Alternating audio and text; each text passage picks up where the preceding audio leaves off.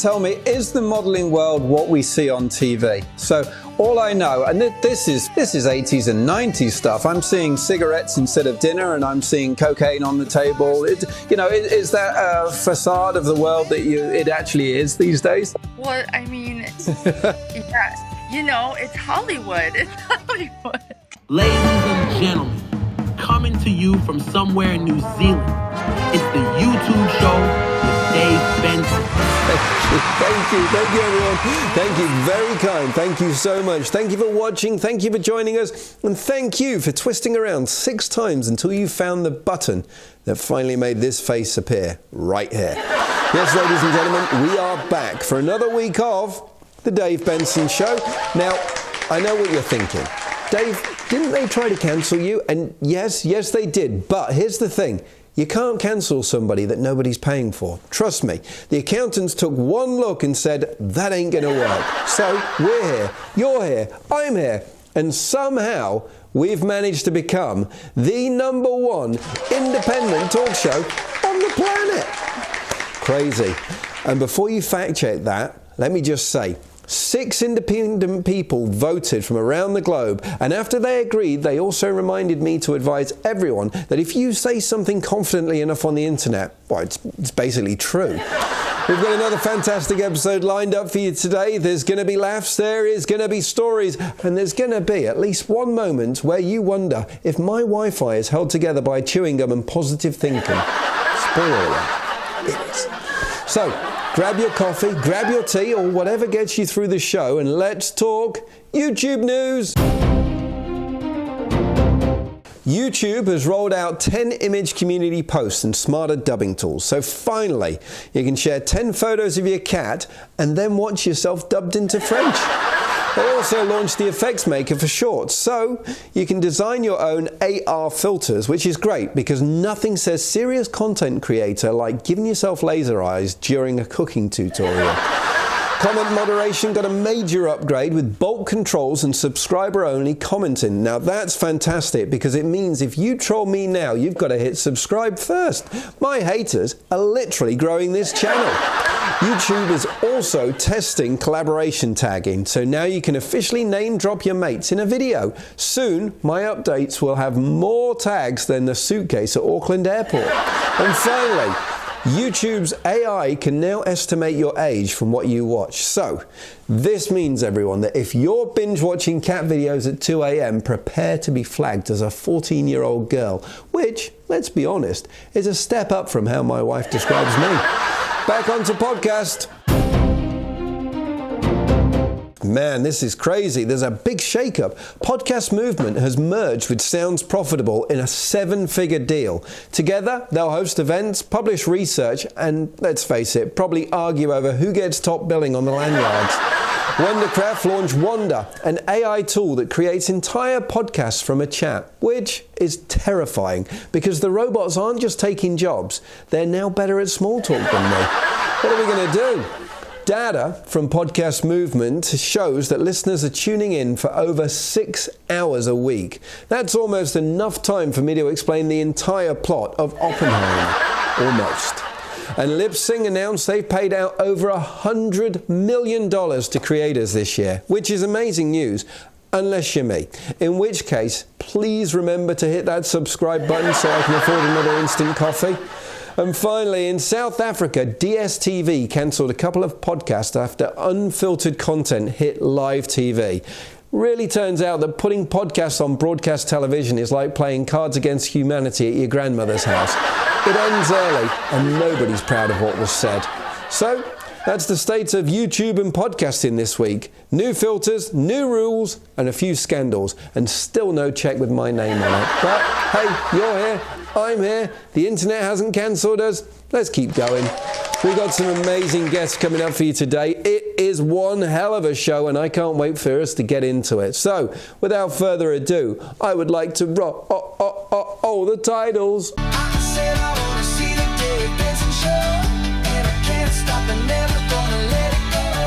I said I want to see the Dave Benson Show, and I can't stop and never gonna let it go. From boardroom power player to runway trailblazer, our next guest proves that reinvention has no age limit. After 2 decades of corporate leadership, she answered a lifelong calling and stepped into the modeling world in her later 30s, whilst raising 3 children, turning heads and expectations in equal measure.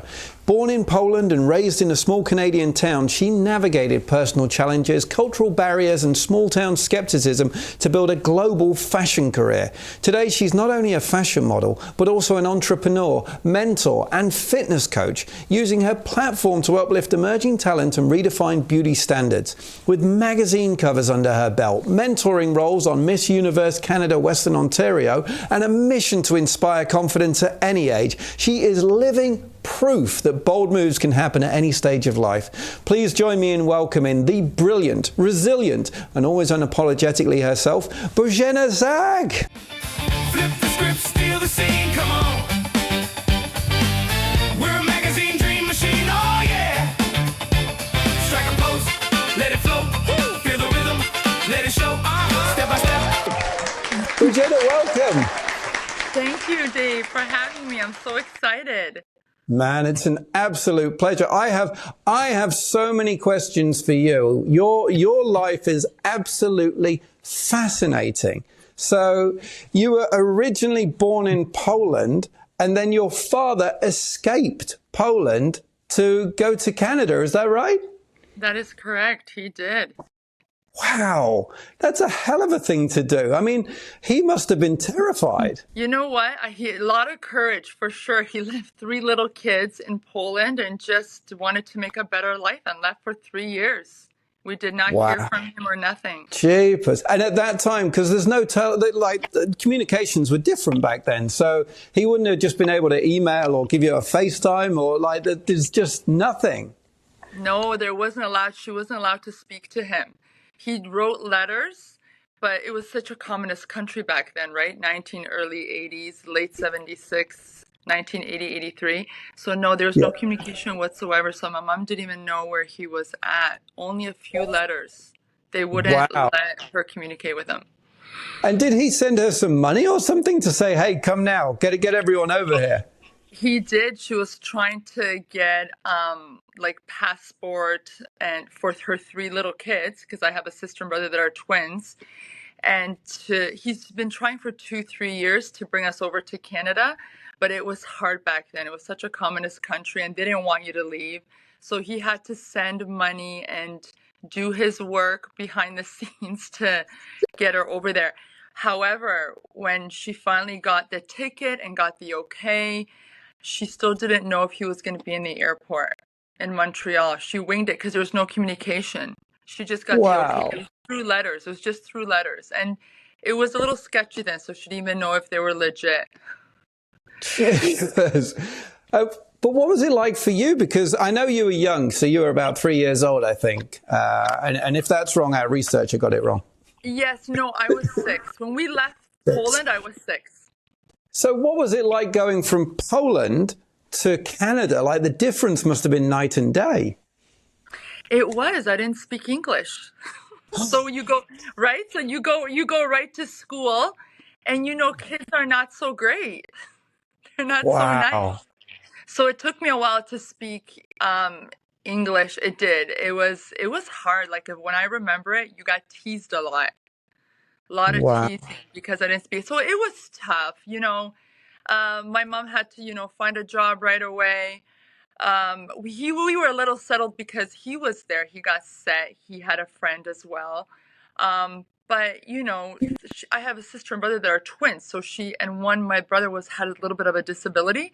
So it was tough on them to just get started going to school without learning the English, and I got a grade put back because it took me a while to speak it. That must have been tough. And especially, school is a tough place as it is, as you'll know for your kids and my kids and my childhood, but not to be able to speak the language and have that kind of bullying and teasing must have been horrendous. Well, this is the thing. I got teased, right? You get bullied in grade school for ever, and that was tough. Yeah, that was tough. So I really stressed on my kids when they went to school. Bully is such a big no-no. I was really strict on it. And that's tough raising kids because kids can be mean. And Yes. it looks like they're bullying, but they're not. And I was really, really on top of that. I really, really stressed that. It's a really, really big no-no for me. But it was tough growing up. Yes, I didn't like it at all. I couldn't wait to be finished school. And I didn't want that for my kids. So at school, you wanted to be a model? That was your passion or dream, or in the arts of some kind? Always. When I was young, I think I was 15, 16, I always had a vision as a fashion runway model. Always. Always. And I started a little bit of it. I went to a little bit of modeling school for like months. And that was it. Then I gave up, and it didn't plan out. I didn't have the confidence. No security. Wow. I was really insecure. And then you went into the corporate world. I did. I went into the corporate world. I did. Fast forward. I always wanted to sell BMWs. Always. That's something I've always wanted to do, is sell nice luxury cars. BMWs was one of them. So 25 years later, voila, I got a job. Oh, you sold BMWs and luxury cars. Did you get to drive around in them? Was that the perk of the job? Yes, it was. Yes, it was. I was very fortunate to drive a lot of nice BMWs, beautiful luxury ones, and selling them. Yes. And I drive one now too, so that helps. And then in your late 30s, you decided to, after a split, I believe it was, you decided to take the plunge and to follow your dream and to be able to do something for you. I did. It was a vision and a passion, honestly, Dave, that I've always had and believed in. And I just started doing my research. It was a tough time, multitasking, trying to heal from a separation with 3 little ones. But I started looking into modeling, and I come from a small town where it doesn't exist. So it was a long journey, but I am so happy I stuck with it. So raising kids and trying to do this at the same time and maintain the status quo, that must have been a hell of a lot to juggle at that time. It was, because you're going through a hard time going through a separation. It's not something that you do, right? You get married, you don't get a divorce, and my children are very important to me.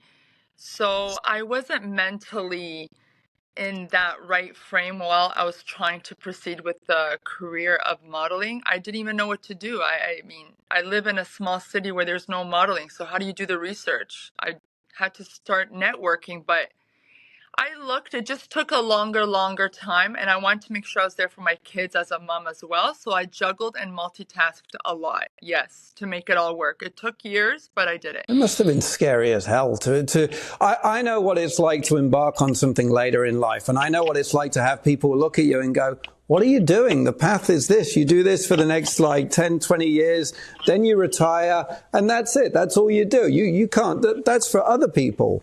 Yeah, I didn't believe in that. No, me neither. I don't believe in that at all. And I never did. It was just always, I truly believed whatever you want in your life, that you have a desire for, vision and belief, that you can do. I just didn't know how to do it. But you know what? I did. It was hard because you got criticized coming from a small town. What is she doing? She's not going to make it. Oh my gosh. First of all, she's late 30s, early 40s. Okay. 3 little kids. What is she doing? Oh yeah, I had a lot of those. So but I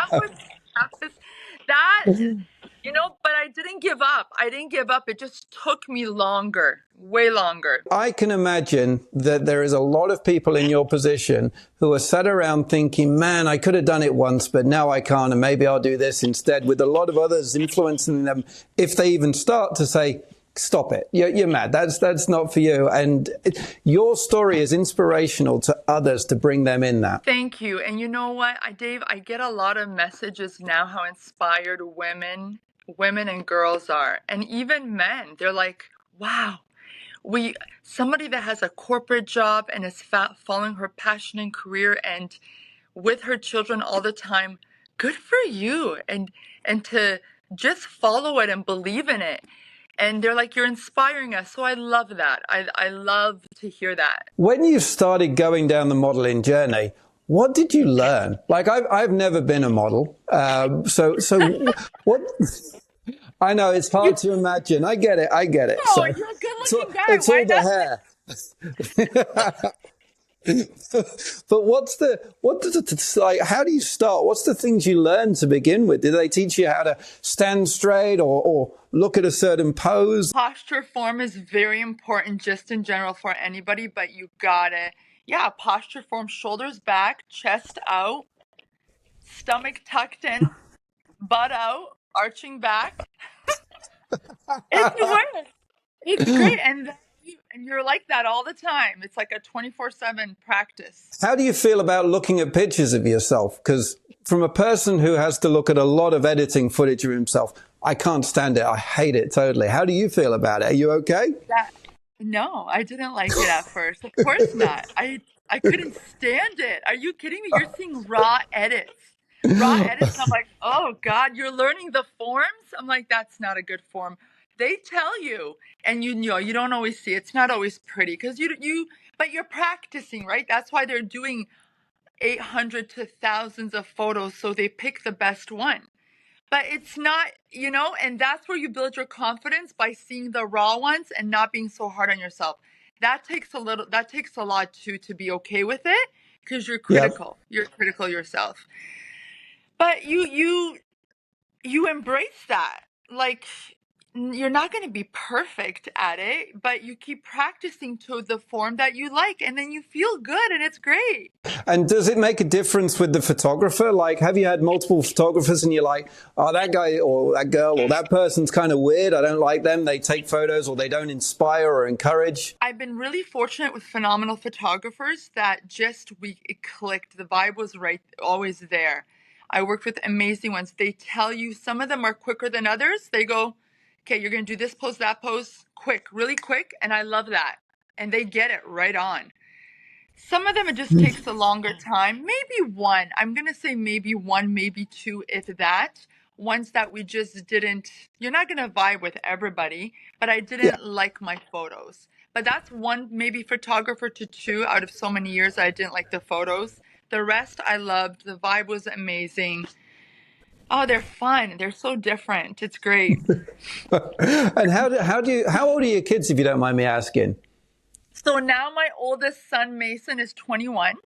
Oh, yep. Wow, all grown my up. Daughter, they're grown up. How time flies. My daughter is 20. Yep. And then my youngest son's going to be 17 next month. And how do they feel about mom doing this? Oh, they love it. They're so supportive, honestly. I kept it really private, Dave. When they were little, I made sure they weren't involved in it just because coming from a small town, people do talk. And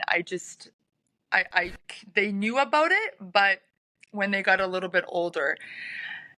So when they went to school, kids used to say after a while, oh, we saw your mom. Oh my gosh, we saw her. She's in this magazine and that. And I remember my daughter would say, she'd be like, yeah, she is. And then she would walk away and ignore it, like she'd be proud. And then she doesn't like to engage. So I'm happy I raised very humble kids that loved what I did. They're proud because they always knew, but never were arrogant about it, to brag about it to everybody. Do you know what I mean? They just... I do. Really, and I love that, and I kept them private for that reason, and I really love that. Any one of them following in your footsteps? I tried for my daughter; it didn't really work. It didn't work. You can't force it. No, I tried. They were in a modeling agency in Toronto. Actually, when they were young, I tried. They're naturally. They're beautiful kids when they're little, especially. Now they are, of course, to adults. So I went to Toronto and got some photos done. I went to an agency and they got some acting like roles, but my daughter didn't like it. She went to school to Toronto for maybe a few months and it just wasn't for her. So that's okay. You can't force it. They got to flow. And you're also mentoring others now, I believe. So you're trying to help a lot of others on the journey that you were on and younger models as well? I am. I'm in my pre-launch launching a big course that's expanded to life-changing more than that. And it's something I didn't think I was going to do either. But yes, I am. Have you found anyone on the same journey as you or a similar path that you've been able to inspire or nudge? Yes, I have. I have for sure.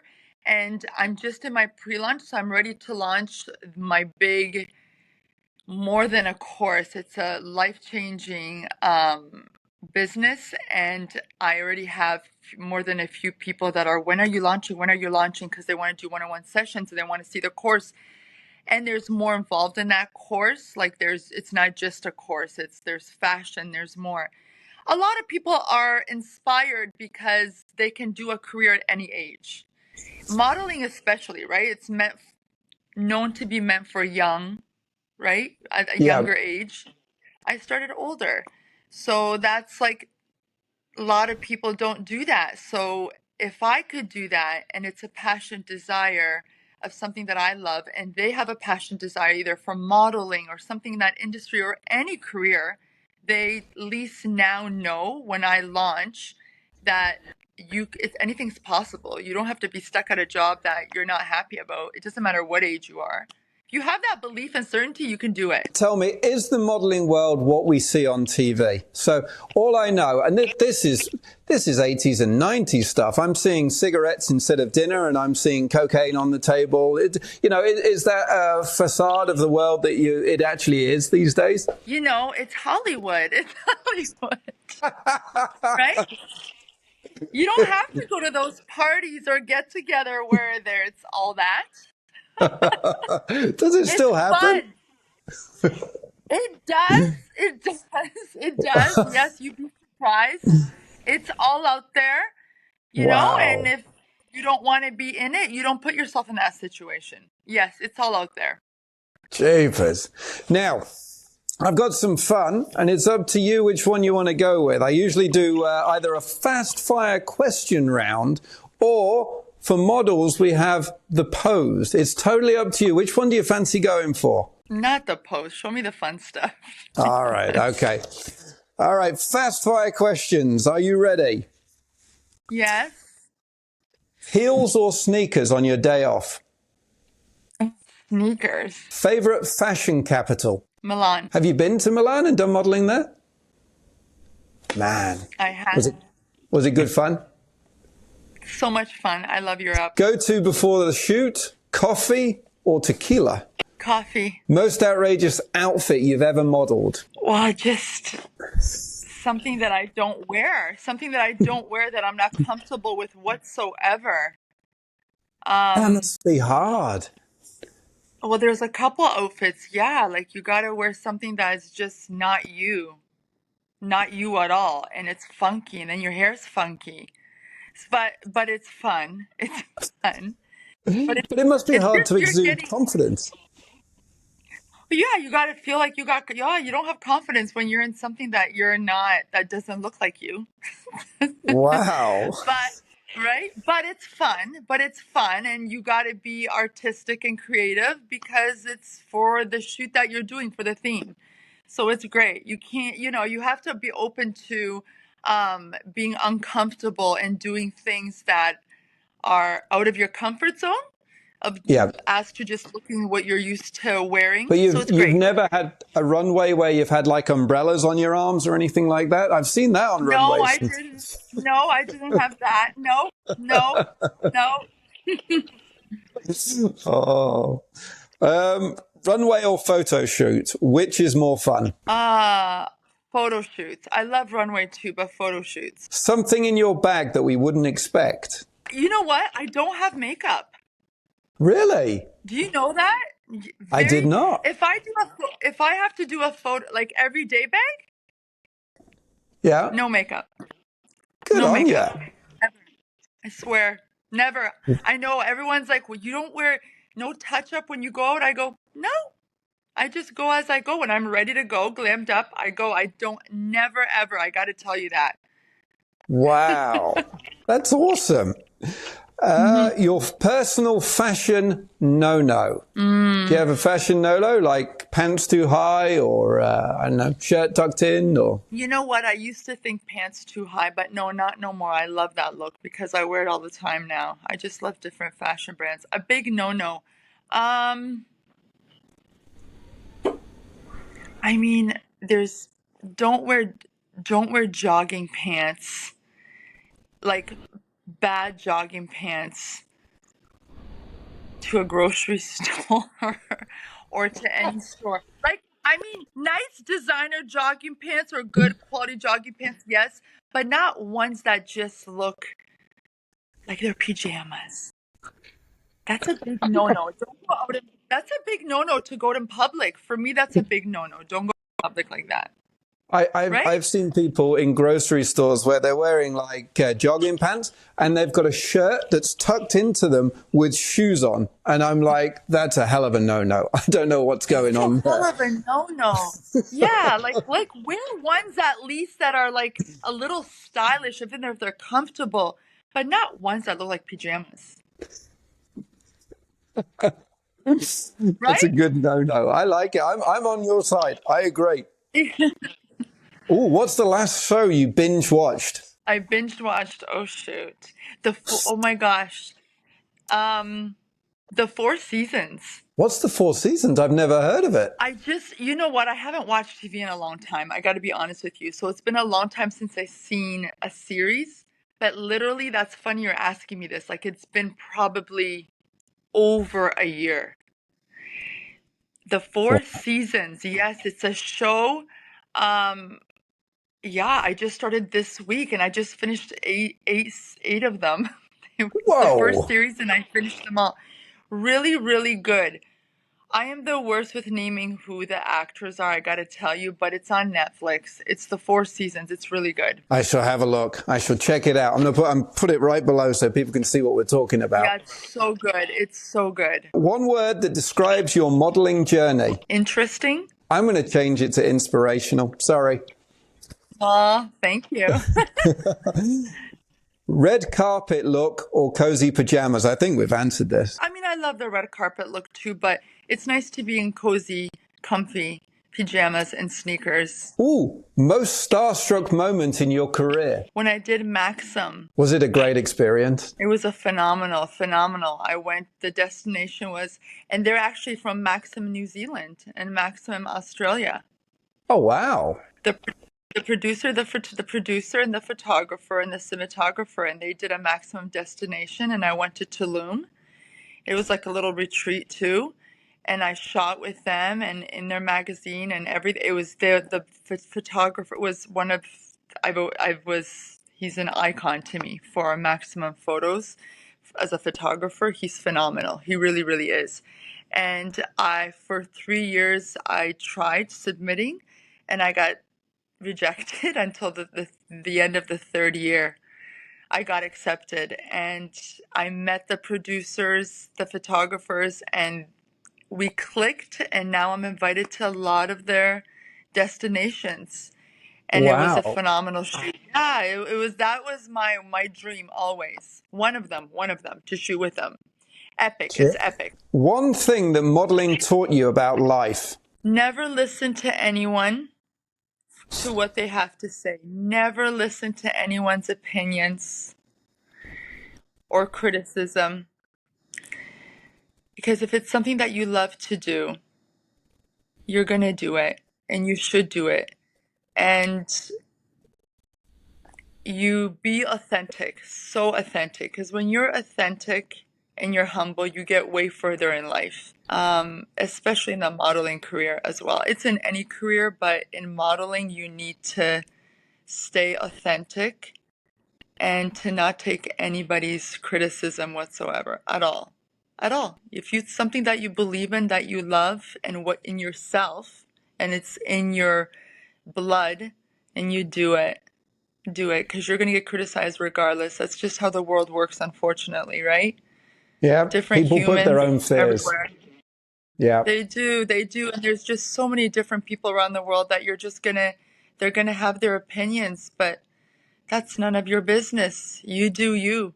And I've learned that. I've learned that because I started older. I did some research, but I've learned things the hard way too, right? A woman that started late modeling, lots of criticism, lots. The shoots that I did, lots of criticism. Small town, lots of criticism. 3 kids? Even more. So, even more. That didn't stop me, but... That's good. The determination you've got is amazing, honestly. So, like I said before, A lot of people would have stopped early on, but you've plowed through and you've led the way. You know, they would, and I know a few that did, and it's all in your mindset. Yeah. It's all your belief is, right? Yes. You're the writer of your story. So if you want something that you believe in it, you have a vision, a vision with a passion, you're going to do whatever it takes. But you got to have investing in yourself to working on you to believing in that and really wanting it. You'll do it with that mindset. It took a lot of years for me to believe in myself to do it because of that career and because I had children and coming from a small town where there is no modeling. So I had everybody against me, working against me, and I was doing it on my own. You know, so you're the only one that has that belief. That career especially was a little more difficult for me. But you know what? It's so amazing because it's grown to so much where now I'm inspiring so many people, women and men, to do any career. So I love that. That makes me happy, very happy. Who did you have in your corner? There must have been someone, because when you were sat in doubt and, you know, looking at it and going, what the hell am I doing? I can't do this. Who was it that was there to say, you got this, or you should, or keep going? Was there anyone? You know what? I got to tell you, I have a very small circle of friends, close ones, that always that supported me. There's 1 to 2 that really sat in that corner. You're right, in my little ear for so many years, and have said that to never give up, and you got this, so proud of you. You're right. Yeah. But most of it, I had to believe in myself. I really did, because not someone's going to be there for you 24/7. People have their own lives. Friends have their own lives. So I had to have that belief, especially when it wasn't around me. Like, I really was alone. Like, it's not like modeling was in Windsor where you're doing photo shoots and you're getting gigs here. Like, I had to fly. So, you know, that is something that I had to take that leap of faith continually, because everybody's working against me. And it's not like agencies were like, we want you. I had to look. Yes. So, you know, you have to have that belief in yourself. And I hired mentors. I invested in myself, and by hiring mentors, that got me. I did all the work, and that made me keep going and believing. Honestly, I'm so grateful for a lot of the women that I work with. The last question on the list is dream brand to model for. Is there a dream out there as to what you're going for? BMW? Victoria Beckham. No. I love it. Victoria Beckham. I've always wanted to work with Victoria Beckham's beauty collection. My dream. Oh, wow. Well, if she's watching. Yes, you know what? I wear her makeup. I love her beauty collection. I really like it's, you know, you can wear it naturally and light. And then if you want to glam, you can have a wonderful night where it just stays on. It doesn't look caked on. It feels good on your skin. Her Victoria Beauty collection, I love it. I wear it all the time. I have all her products. Oh. It gets shipped from her in Europe. It's from Europe to Canada. It's worth it. Awesome. So what's next for you? What can we expect to see? Well, I'm in my pre-launch. I'm launching really soon. My more than a course, my big launch is a course that is life-changing. So for people to look forward to that. And then I have a couple projects that I'm not allowed to say that are in a secret that I'm working on, that I'm not allowed to say anything yet. Oh. But you'll see them on LinkedIn. Okay. Yeah, keep me posted, and I shall keep promoting them as well. Thank you so much. I appreciate it. It's an absolute pleasure to talk to you. As I keep saying, you are an inspiration. Please keep inspiring. There is lots of people out there who need to look at you and see what you've achieved and what you've done and know that they can do it for themselves as well. For all of Bozena's details, they can be found right down here below. We're going to be back right after these commercials. The devil lives below and he tells me where